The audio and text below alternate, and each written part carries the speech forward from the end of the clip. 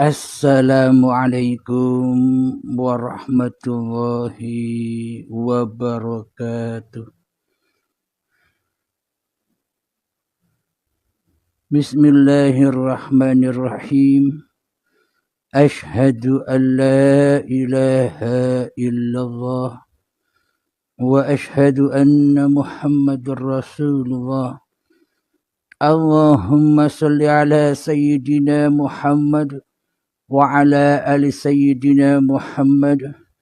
Rabbi syrah li sadri wa yassir li amri wahlul 'uqdatam min lisani yafqahu qawli. Amin.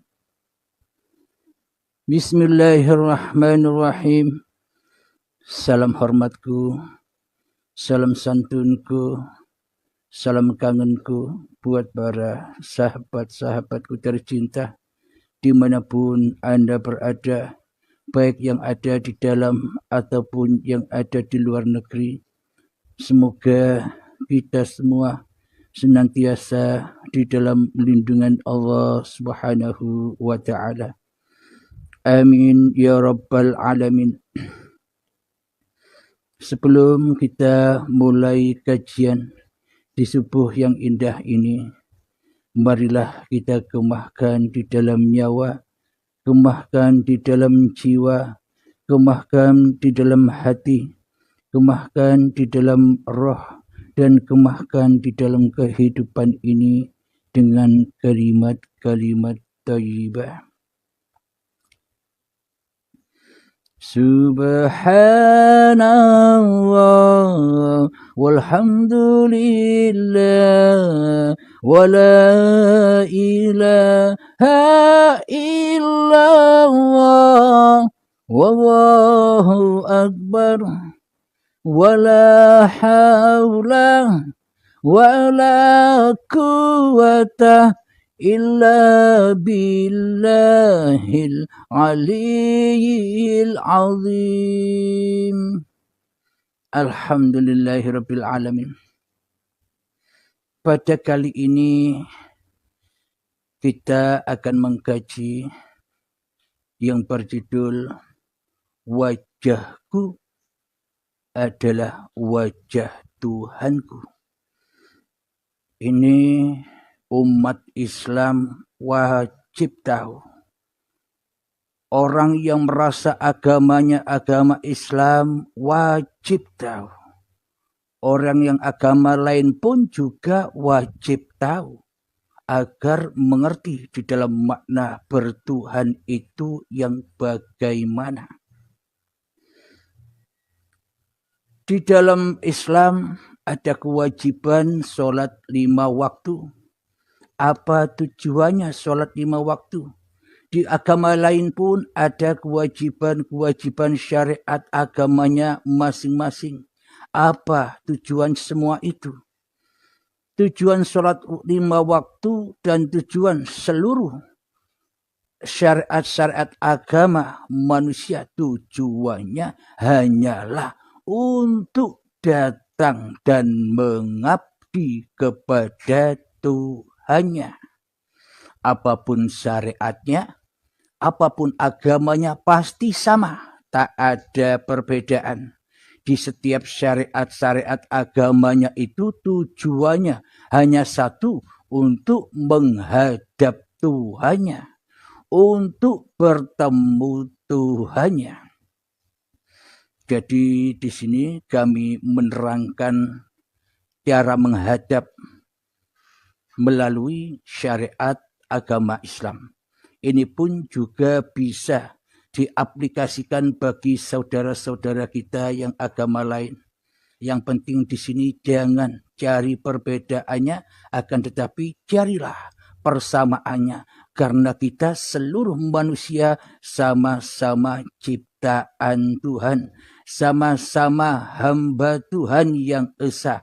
Tak ada Tuhannya orang Islam sendiri, tak ada Tuhannya orang Nasrani sendiri, tak ada Tuhannya agama Majusi sendiri, tak ada Tuhannya agama Yahudi sendiri, tak ada Tuhannya agama Buddha sendiri, tak ada agama orang Katolik sendiri. Semuanya yang dimaksud Tuhan itu esa. Di seluruh kitab-kitab apapun kitabnya mengatakan bahwa Tuhan itu Maha Esa. Itulah persamaannya. Jangan dicari-cari lagi perbedaannya. Jadi di pengajian atau di Uripe Allah inilah mempertemukan semua saudara-saudara kita. Ternyata selama ini kita bukan musuh.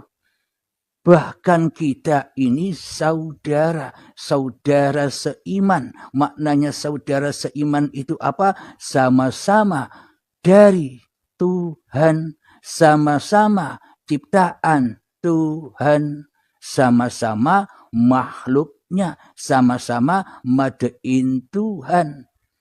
Jangan kita pertuhankan hawa nafsu kita sendiri.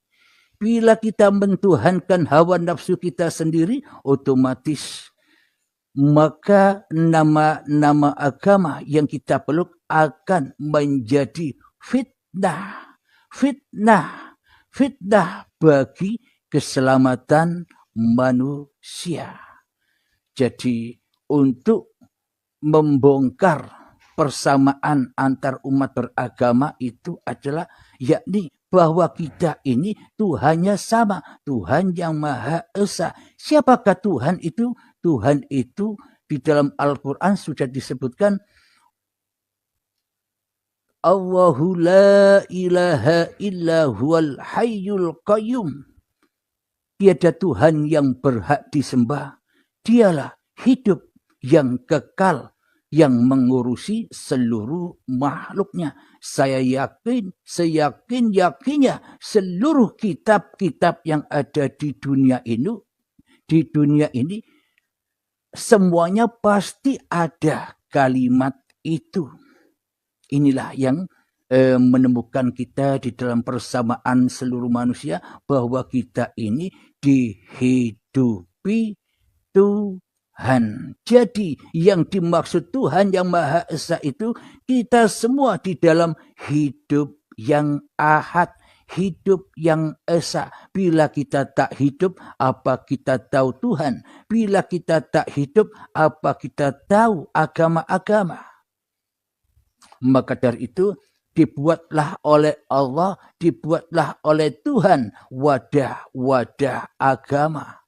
Supaya apa? Meskipun wadah-wadahnya berbeda, toh di dalamnya mengajarkan tauhid. Toh di dalamnya mengajarkan tentang keesaan Tuhan. Alhamdulillahirabbil alamin. Untuk para sahabat-sahabatku yang beragama Islam, tentunya sholat 5 waktu itulah sebagai media, sebagai kendaraan. As-sholatu mi'rajul mu'minin. Sholat itu adalah tempat kendaraanmu untuk mi'raj atau menghadap Tuhanmu. Bila kita tidak tahu tujuan dan makna sholat itu sendiri, bagaimana mungkin kita bisa mi'raj? Bagaimana mungkin kita bisa kendarai sholat ini menuju Allah bila kita tak tahu, bila kita tak paham apa tujuan sholat itu sendiri. Jadi Allah melewati Kanjeng Nabi Muhammad mensyariatkan. Ini bukan syariatnya Nabi Muhammad loh ya. Ini syariatnya Allah yang diutuskan, yang disuruhkan, yang diperintahkan kepada Nabi Muhammad untuk disampaikan kepada seluruh manusia. Ingat, sekali lagi ingat, Nabi Muhammad tak membawa syariat. Nabi Muhammad tak bisa syariat. Akan tetapi seluruh syariat-syariat yang dibawa junjungan kita Nabi besar Muhammad sallallahu alaihi wasallam itu syariatullah. Apa buktinya? Ini bukan syariatnya Muhammad. Apa buktinya? Syariat yang diperuntukkan kepada para nabi dan para rasul itu sebenarnya bukan syariat masing-masing nabinya. Bukan syariat masing-masing rasulnya. Akan tetapi seluruh syariat itu dari Tuhannya. Dari hidup yang menghidupi manusianya. Buktinya apa? Bahwa Nabi Muhammad tak punya syariat. Bahwa Nabi Muhammad tak bisa bersyariat. Bukti logika yang nyata. Ketika Nabi Muhammad berapa-apa saja. Beraktivitas apa saja. Jangan lupa baca Bismillahirrahmanirrahim. Maknanya setiap aktivitas apapun detik per detik jangan luput dengan Bismillahirrahmanirrahim. Inilah pembuka, penuntun jalan apapun aktivitas yang kita kerjakan agar tidak teraku-akui sebagai aktivitas kita. Agar seluruh aktivitas itu roji'un, pulang kepada uripe Allah. Karena tanpa uripe Allah takkan pernah ada aktivitas. Karena tanpa uripe Allah takkan pernah ada syariat. Karena tanpa uripe Allah takkan pernah ada ibadah-ibadah solat-solatnya seluruh manusia. Apapun agamanya, apapun golongannya, apapun alirannya. Bila tak ada uripe Allah, maka ibadah solat semuanya takkan pernah ada. Inilah bukti bahwa seluruh apapun yang dilakukan oleh manusia itu adalah dari Tuhannya, uripe Allah, syariate urip. Terbukti di dalam firman-Nya Allah, Bismillahirrahmanirrahim, wallahu khalaqakum wa ma ta'malun. Dan Allah lah penciptamu, dan Allah pula yang menciptakan apapun yang kamu perbuat. Pas, sudah cocok. Inilah bukti bahwa seluruh syariat-syariat manusia ini bukan syariat manusianya, tapi syariat uripe Allah. Maka dari itu selagi kita, selagi manusia merasa, menganggap bahwa syariat ini datangnya dari syariat yang manusia, yakni dari syariatnya Nabi Muhammad, dari syariatnya Nabi Isa, dari syariatnya Nabi Musa, dari syariatnya Nabi Ibrahim, dari syariatnya Nabi Daud dan sebagainya, maka ini salah kaprah. Ini salah pemahaman. Karena hidup siapa? Karena uripe sopo sing manggon di dalam Nabi Ibrahim, yang menghidupi Nabi Musa, yang menghidupi Nabi Isa, yang menghidupi Nabi Muhammad, dan yang menghidupi kita semua bangsa manusia, itu uripe sopo. Inilah jalan pulang sanad-sanad manusia bahwa sesungguhnya manusia tak punya daya untuk melaksanakan syariat kecuali syariat uripe Allah. Disinilah para nabi-nabi, disinilah para rasul-rasul diutus untuk menyempurnakan akhlak-akhlak manusianya yang bejat, yang selama ini mengaku-ngaku bisa syariat sendiri, yang selama ini mengaku-aku bisa beraktivitas sendiri tanpa Tuhan. Karena selama ini para manusia tak bertuhan, maka dari itu dianggapnya semua syariat-syariat antar agama, semua syariat-syariat individu manusianya seolah-olah dianggap, seolah-olah diakui sebagai syariatnya manusianya. Inilah yang membuat polemik belenggu. Inilah yang membuat fitnah.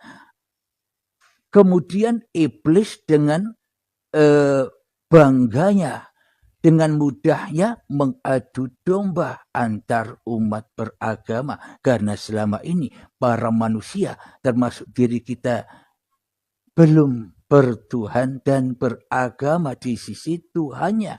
Tidak mengesahkan Tuhan tapi memperbanyak Tuhan-Tuhan di hatinya. Maka dari itu setan dengan mudahnya menggoda setiap manusia, menyesatkan seluruh manusia lewat syariat-syariat ibadahnya. Jadi para manusia, para saudara-saudaraku yang memeluk agama, ini juga bisa dibuat untuk referensi, memunculkan kesadaran kita di dalam bertuhan. Jadi tujuan seluruh manusia itu memeluk suatu agama, pasti seluruh manusia itu ketika percaya memeluk sebuah agama, itu tandanya manusianya percaya kepada Tuhan yang esa, percaya bahwa dirinya hanyalah makhluk. Bila sudah percaya, bila sudah yakin bahwa diri kita ini hanyalah makhluk, tentunya sing obah, tentunya yang bergerak, tentunya yang beraktivitas, tentunya yang hidup dan yang berkuasa ini kan sudah bukan hidup dan kuasa manusianya. Bila manusianya sudah yakin dan percaya bahwa dirinya ciptaan Tuhan, maka seluruh kegiatannya pun dan aktivitasnya pun seluruh kembali kepada semuanya ada di dalam kekuasaan Tuhannya. Bila manusia dikatakan sudah bertuhan.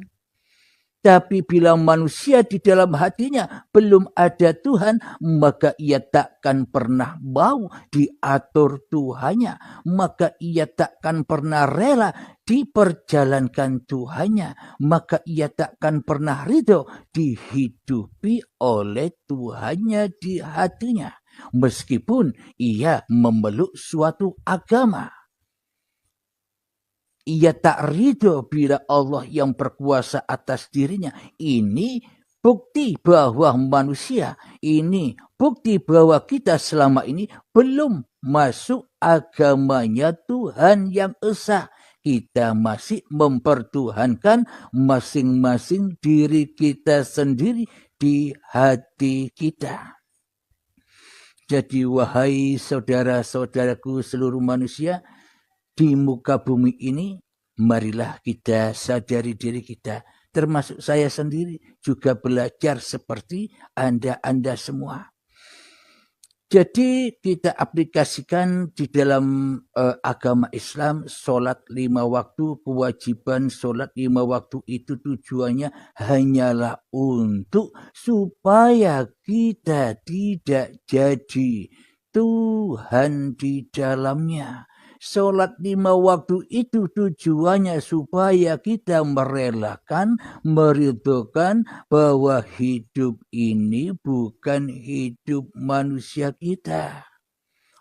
Apa buktinya? Kalau hidup ini bukan hidup manusia kita, sudah tertera di dalam sholat 5 waktu. Mari kita kupas sedalam-dalamnya agar kita semua, agar seluruh bangsa manusia menyadari dari mana ia diciptakan, dari mana ia diadakan di bumi ini. Bismillahirrahmanirrahim. Mohon maaf ya.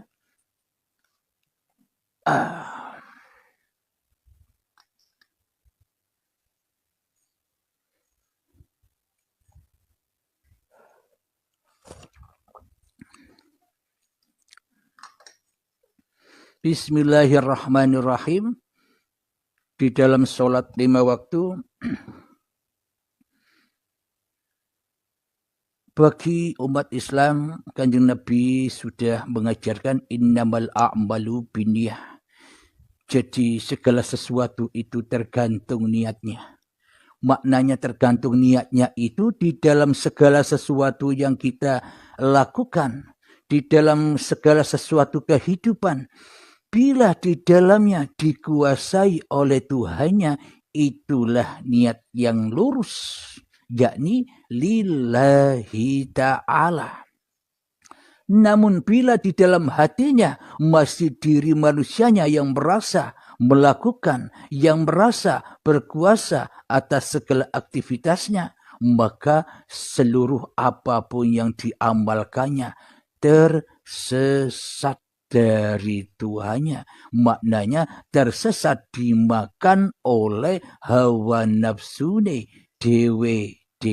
Akhirnya diakuinya lah semua pekerjaan ini, semua amal-amal ibadah ini sebagai dirinya lah yang melakukan. Inilah orang-orang yang tersesat dari jalan Tuhannya karena niatnya tidak lurus, niatnya tidak membuka pintu lillahi ta'ala. Ketika kita sholat pastinya ada niatnya. Seumpama solat subuh, usalli fardhu subahi rak'ataini mustaqbilal qiblati adaan lillahi ta'ala, adaan imaman, adaan ma'muman lillahi ta'ala. Maknanya jadi imam, jadi makmum sendirian pun di dalam solat itu pasti ada ungkapan lillah. Jadi keadaan berjamaah pun, jadi keadaan jadi imam pun, jadi keadaan jadi makmum pun, jadi keadaan sholat sendirian pun, pasti wajib dikembalikan lagi bahwa semua ini, keadaan ini hanyalah milik Allah, hanyalah milik uripe Allah. Itulah niat yang lurus. Jangan diniatkan kemana-mana, luruslah kepada uripe Allah. Allahu Akbar. Setelah lurus niat itu, maka nyatalah kebesaran Allah yang mengangkatkan tangan ini. Hidup yang mengangkatkan tangan Allahu Akbar. Maka benarlah keakbaran Allah ketika manusianya sudah mati. Ini bukti lambangnya. Maka nyatalah kebesaran Allah ketika manusia sudah tak wujud lagi. Maka nyatalah kebesaran Allah ketika manusianya sudah tak hidup lagi, sudah tak kuasa lagi. Angkat tangan, jangankan berdiri, ngangkat tangan pun tak bisa, jangankan angkat tangan, bernafas pun tak bisa. Bila tanpa uripe Allah, maka tersadarlah manusia bahwa Tuhanlah yang mengangkatkan tangan, Tuhanlah yang menggerak-gerakkan tubuhnya. Maka nyata kebesarannya bila manusianya rela, ridho bahwa diri manusianya itu ternyata hanya sebuah makhluk, hanya seorang makhluk, hanya benda yang mati. Inilah tujuan solatnya seluruh manusia. Inilah tujuan ibadahnya seluruh manusia. Inilah tujuan persembahannya seluruh manusia kepada Tuhannya. Meskipun wadah-wadah agamanya berbeda, namun tujuannya sama, menghamba kembali kepada yang menciptakannya. Kemudian setelah Allahu Akbar, setelah mati manusianya, tujuan sholat 5 waktu itu kan kita tujuannya belajar mati. Bukan belajar tambah jadi orang mulia. Tujuannya bukan malah menjadi orang yang kepingin jadi orang yang dihormati umat. Salah besar. Di sini sholat 5 waktu itu tujuannya untuk menghancurkan diri manusia kita, menghancurkan kesombongan diri manusia kita, menghancurkan kebanggaan diri manusia kita, menghancurkan kemuliaan diri manusia kita, baru kita bisa sholat. Maka dari itu orang yang belum Islam, belum apalagi Islam, iman saja belum ada di dalam hatinya, Tuhan saja belum terwujud di hatinya, Tuhan saja belum hadir di hatinya, tidak akan pernah bisa sholat dengan benar, tidak akan pernah bisa sholat dengan khusyuk. Karena bagaimana mungkin Allah menerima sholatnya orang yang tak menyembah Allah, sedangkan di dalam sholatnya hanyalah menyembah setan dan dirinya sendiri. Maknanya menyembah setan dan menyembah dirinya sendiri itu apa? Mengaku-akui dirikulah yang bisa sholat, mengaku-akui dirikulah yang bisa ibadah, mengaku-akui dirikulah yang bisa bersolawatan, mengaku-akui dirikulah yang bisa zikiran, mengaku-akui dirikulah yang bisa bekerja, mengaku-akui diri kitalah yang bisa beraktivitas di dalam kehidupan ini. Inilah yang dimaksud manusia seperti Fir'aun, yang ada yang wujud di hatinya hanyalah dirinya sendiri, sementara Allah gaib, sementara Allah tiada, sementara Allah mati bagi diri manusianya. Mana mungkin bisa menghadap kepada yang mati, sementara dirinya yang merasa menjadi Tuhannya di dalam kehidupan ini. Berarti sholat kita pun sejak akil balik hingga kini kita menyembah Tuhan yang salah. Jadi tersesatlah semua amal kita. Jadi hilanglah, jadi terbakarlah semua amal kita. Jangan kita harap amal itu akan membuat bekal kita di akhirat.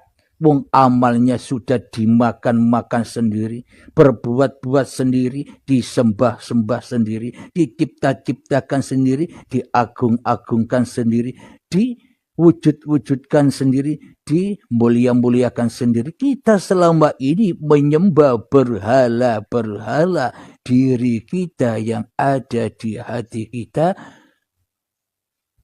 sendiri. Maknanya kita belum Islam. Jadi saya tunjukkan bagaimana cara sholatnya orang yang sudah masuk Islam. Jadi ketika Allahu Akbar, di dalam hatinya sudah uripe Allah yang menggerakkan itu semua. Manusianya tandanya mati. Nah, jadi inilah rahasia untuk mengungkap apa sholat itu, apa ibadah itu, apa yang dilakukan manusia-manusia yang bertuhankan Tuhan yang esa, apapun agamanya, pasti larinya kepada Tuhannya di dalam hatinya, bukan malah kepada dirinya sendiri, bukan malah ingat dan mengkhuturkan hawa nafsunya sendiri di hatinya. Terus kita lanjutkan di dalam doa iftitah, maka kita buka agar iman, akidah kita lurus kepada Tuhan yang esa, yakni uripe Allah lah yang berkuasa atas diri manusianya. Mari kita baca doa iftitah untuk membuktikan bahwa di dalam sholat itu kita wajib mati dulu baru bisa sholat yang benar di sisi Allah, bukan di sisi setan sholatnya. Selama ini kan kita sholatnya di sisi setan. Selama ini sejak akil balik hingga setua ini kita ibadahnya di sisi setan, di sisi hawa nafsu, diakui oleh dirinya sendiri ibadah-ibadahnya. Kemudian malah merasa bangga dan merasa mulia dengan ilmu dan amal kita selama ini. Inilah bahwa bukti selama ini kita tidak beragama kepada Allah, tidak mentuhankan Allah, tidak mewujudkan Allah di hati kita, malah mewujudkan syaitan dan hawa nafsu kita sendiri. Berarti selama ini kita salah Tuhan, salah akidah, salah tuntunan yang dituntunkan oleh Kanjeng Nabi Muhammad sallallahu alaihi wasallam, membawa agama yang rahmatan lil alamin. Mestinya Allah yang wujud, loh kok manusianya yang wujud? Itu sudah pasti salah Tuhan. Maka jangan kita harapkan amal itu akan ketemu. Buang saja amal itu semua. Karena semua amal itu yang selama ini kita kumpulkan itu sebenarnya racun api neraka. Apakah kita mengharapkan racun dan api neraka itu kembali kepada kita? Sudah buang saja. Maknanya hiduplah kembali seperti bayi. Perbarui imanmu dengan la ilaha illallah. Alhamdulillahirabbil alamin. Mari kita lanjutkan. Di dalam doa iftitah sudah diterangkan, ini saya baca Arabnya dulu ya. Setelah takbiratul ihram, Allahu Akbar kabira walhamdulillahi katsira wa subhanallahi bukratan wa asila. إني وجهت وجهي للذي فطر السماوات والأرض حنيفا مسلما وما أنا من المشركين إن صلاتي ونسكي ومحياي ومماتي لله رب العالمين لا شريك له وبذلك أمرت وأنا من المسلمين. Yang artinya Allah Maha Besar. Ketika takbiratul ihram, Allahu Akbar, nyatalah di dalam hati kita bahwa hiduplah yang melakukan ini semua, bahwa hiduplah yang mendirikan badan ini, bahwa hiduplah yang mentakbirkan badan ini. Manusianya sudah jangan ikut-ikut lagi, biar Allah yang menguasai kita, janganlah kita yang menguasai Allah. Terbalik itu. Kemudian setelah Allah Maha Besar, Allah memuji dirinya sendiri. Segala puji bagi Allah dengan pujian yang banyak. Maha suci Allah pada waktu pagi dan petang. Inilah buktinya bahwa uripe Allah yang berkuasa, yang berkuasa atas segala puja dan puji. Bila tak ada uripe Allah, apa ada puja dan puji? Bila tak ada uripe Allah, apakah ada kesucian? Inilah kesucian uripe Allah di waktu pagi dan petang. Selanjutnya artinya, sesungguhnya aku hadapkan wajahku kepada wajah Tuhanku. Wajah Allah. Sesungguhnya aku hadapkan ini wajahtu wajhiya lilladzi fataras samawati wal ard. Sesungguhnya aku hadapkan wajahku kepada wajah Tuhanku yang telah menciptakan langit dan bumi dengan segenap kepatuhan atau di dalam keadaan tunduk. Inilah buktinya bahwa wajah kita, bahwa wajah seluruh alam semesta ini hakikatnya wajhullah. Bila manusianya mati, tapi bila manusianya masih hidup, ya takkan pernah bisa menyaksikan wajhullah.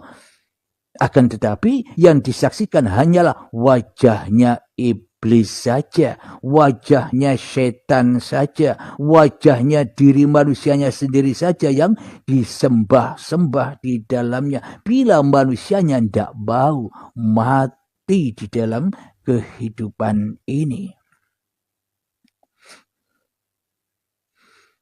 Selanjutnya, dan aku bukanlah dari golongan orang-orang yang menyekutukannya. Jelas sudah.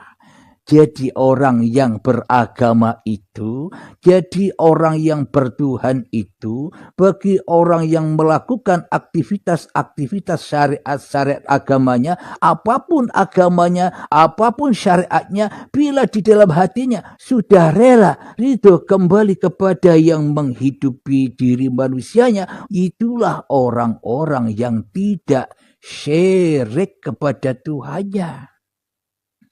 Akan tetapi, meskipun kita memeluk agama apa saja, meskipun kita melakukan syariat-syariatnya agama apa saja, bahkan Islam pun, syariat Islam pun, bila di dalam hati kita masih wujud manusianya, masih hidup manusianya yang merasa melakukan sholat dan melakukan segala aktivitas kehidupan, seolah-olah kita begini, wahai Tuhan, stop! Jangan kau ikut-ikut ibadah aku. Enyahlah, goiblah, tiadakanlah dirimu Tuhan. Aku yang ada, aku yang wujud, aku yang hidup, aku yang berkuasa atas sholatku. Apakah ini dikatakan sholat? Inilah kesyirikan. Jadi selama ini sejak akil balik tiba hingga setua ini kita syirik. belum beragama, apalagi bertuhan. Wong di dalam hatinya tak ada Tuhan, kecuali yang ada hanya diri kita sendiri. Ini yang harus kita ketahui bersama, wahai umat manusia. Kita lanjutkan, artinya sesungguhnya sholatku, sesungguhnya ibadahku. Ini peringatan bagi seluruh manusia, apapun agamanya, apapun syariatnya. Sesungguhnya sholatku, ibadahku, hidup dan matiku hanyalah milik Tuhan semesta alam. Inilah manusia-manusia yang sudah kembali kepada Tuhannya. Jadi tujuan beragama seluruh manusia, jadi tujuannya ibadah seluruh manusia, jadi Tuhannya bertuhan bagi seluruh manusia.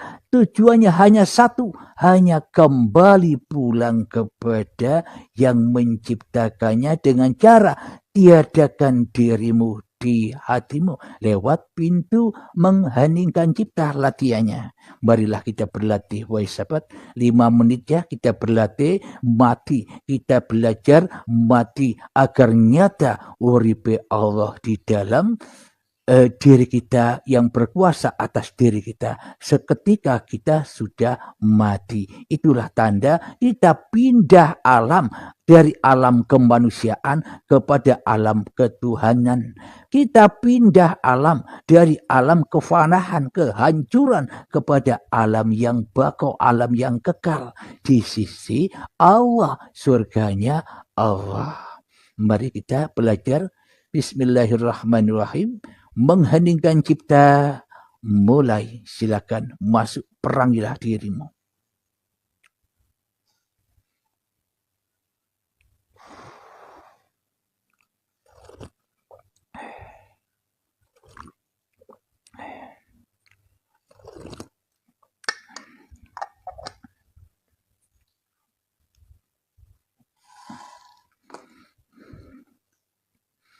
Lima menit belajar.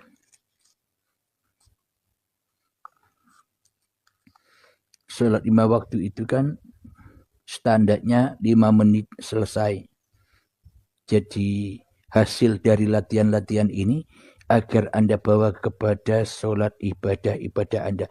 Itulah pintu kembali kita.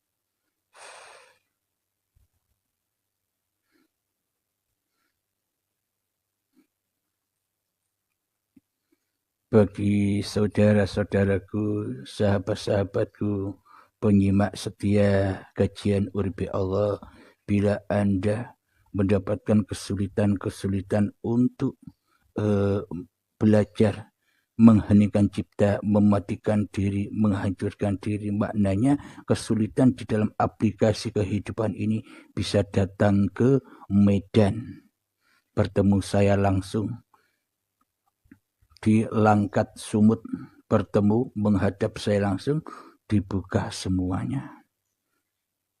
Silakan para sahabat-sahabat, apalagi yang ada di Medan sendiri, tidak jauh jarak kita, jangankan hanya di lingkup Indonesia saja, meskipun jauh, sejauh-jauhnya negara dari Indonesia, bila Allah berkehendak, maka tak ada aral melintang untuk menuju Allah. Maknanya untuk memahami kajian-kajian Uripe Allah ini. Karena kajian-kajian seperti ini tak akan pernah bisa ditukar dengan bumi diserupakan intan permata yang termahal pun. Bila ditukar dengan ilmu Allah, tak akan ada bandingnya. Coba rasakan, bisa hidup Anda ditukar. Nah, maknanya belajar hening ini menukar hidup yang Anda akui selama ini dikembalikan kepada Tuhan. Bila Anda merasa kesulitan, ya marilah kita belajar silaturahimlah ke pondok pengajian tauhid Nur Tajalli Sifatullah di Langkat Medan. Alamat lengkapnya bisa pada admin.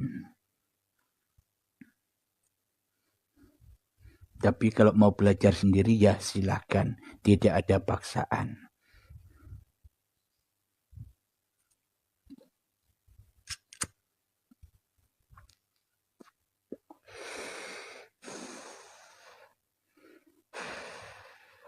Alhamdulillahirrabbilalamin, mengheningkan cipta selesai.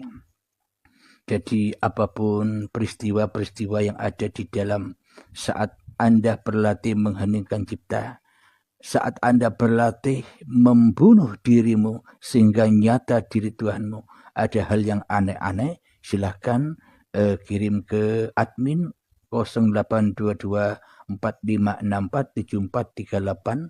InsyaAllah kami balas. Alhamdulillahirrabbilalamin. Inilah bukti untuk membuka mata hati kita. Kita wajib masuk Islam dulu. Apa caranya? Ya rukun iman kita nyatakan. 6 rukun iman ini kita bisa menyatakan Allahnya dahulu.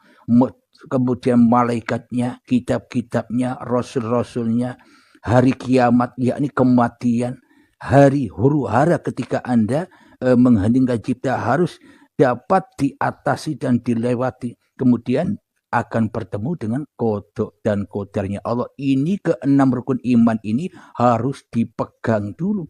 Harus dipahami dan direalisasikan atau dipraktekkan dulu. Kemudian setelah dipraktekkan baru bisa masuk rukun Islam. Pasti bisa bersahadat, pasti bisa sholat, pasti bisa zakat, pasti bisa puasa, pasti bisa haji. Bila rukun imannya sudah benar, maka ahadlah rukun iman yang 6, rukun Islam yang 5, ahad di dalam keesaan Allah. Itulah agamanya Tuhan, itulah agamanya seluruh manusia. Alhamdulillahirrabbilalamin. Kiranya sampai di sini dulu. Meskipun singkat, semoga barokah, semoga paparan-paparan ini membangkitkan kesadaran kita, terutama khususnya diri saya sendiri dan kita semua agar tetap di jalan Allah. Amin ya rabbal alamin. Marilah kita kemakan salawat dhalimin daf'ul bala agar Allah mensyafaati kita semua seperti Allah mensyafaati Rasulullah sallallahu alaihi wasallam. Bila kita tidak mencontoh Nabi Muhammad, kita takkan pernah mendapatkan syafaat Allah. Karena yang mensyafaati Nabi Muhammad itu Allah. Nabi Muhammad tidak punya syafaat. Maka dari itu ikutilah apa imannya kanjeng Nabi Muhammad. Muhammad bukan kamu yang lempar itu, aku yang melempar. Muhammad bukan kamu yang memanah itu, aku yang memanah. Inilah imannya Nabi Muhammad. Bila kita tidak ikut mencontoh iman yang seperti ini, iman yang dimiliki oleh kanjeng Nabi Muhammad, karena Nabi Muhammad sadar bahwa hidup ini bukan hidupnya Muhammad, tapi uripe Allah. Maka bila kita tidak mencontoh, mana mungkin kita mendapatkan syafaat dari Allah. Marilah kita kembalikan selawat dhalimin daf'ul bala agar kita tidak zalim lagi kepada Allah. Allahumma salli ala sayyidina Muhammad wa ashghili zalimin bi zalimin. Allahumma salli ala سيدنا محمد وأشري لي ظالمين بظالمين وأخرجنا من بينهم سالمين وعلى آله وصحبه أجمعين. بسم الله الرحمن الرحيم. اللهم يا قاضي الحاجات، اللهم يا مجيب الدعوات، اللهم يا رافع الدرجات، اللهم يا محل المشكلات، اللهم يا شافي الأمراض، اللهم يا كافي المهمات، اللهم يا دافع البليات، اللهم اختم لنا بالإيمان، اللهم اختم لنا بالإسلام بجاه سيد المرسلين. ربنا آتنا في الدنيا حسنة وفي الآخرة حسنة وقنا عذاب النار. وصلى الله على سيدنا محمد وعلى آله وصحبه وسلم والحمد لله رب العالمين. آخر الكلام. Assalamualaikum warahmatullahi wabarakatuh.